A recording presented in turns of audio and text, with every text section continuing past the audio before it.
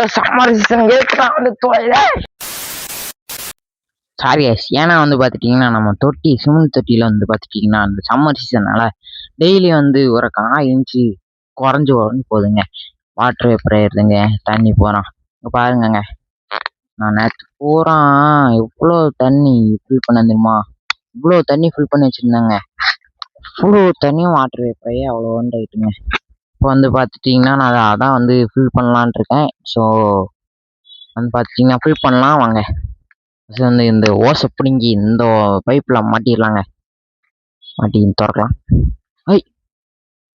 என்னடா இது இந்த சோதனையாக இருக்கு. அப்படியே திறப்போம்.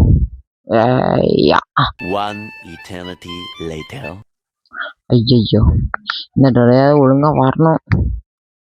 ஆஹா, வருமா வராதா? ஆயா வந்துச்சு. ஓகே, போய் தண்ணியை வந்து தொட்டியில் விட்டுருலாங்க.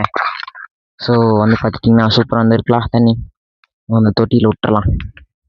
தொட்டியில் வந்து தண்ணி அவுட் ஆச்சு. ஸோ வந்து பார்த்துட்டிங்கன்னா தண்ணி ஃபுல்லாக ஆகட்டும். நம்ம அது வரைக்கும் ஒரு ஷார்ட் பிரேக்கு போயிட்டு வந்துடுவாங்க. ஓகே கைஸ், தண்ணி வந்து போதும். ஸோ இந்த தண்ணி வந்து நம்ம பார்த்திங்கன்னா வேஸ்ட் ஆகக்கூடாது. ஸோ செடிக்கு வந்து போட்டுடலாங்க. ஸோ குடுக்கணும் அப்படி போய் தண்ணி ஆஃப் பண்ணிடலாம். ஓகே கைஸ், உள்ளே இருக்கிற டேப் வந்து பார்த்திங்கன்னா மெதுவாக வந்து ஆஃப் பண்ணியாச்சு. So of பண்ணியாச்சுங்க. ஸோ நம்ம தொட்டி வந்து போய் பார்க்கலாம் எப்படி இருக்குன்னு. பாருங்கங்க, இப்போதான் தொட்டி மாறிடுச்சு. இதுக்கு முன்னாடி கொஞ்சோண்டு தாங்க தண்ணி இருந்தது. அதுவும் பார்த்துட்டிங்கன்னா அவ்வளோ இதாக இல்லை. ஸோ பாருங்க, கையை வைக்கேன் பாருங்க, எவ்வளோ மீனாக இருக்குது பாருங்க. நீங்களும் அதே மாதிரி உங்கள் வீட்டில் ஒரு சிமெண்ட் தாங்க கேட்டுங்க.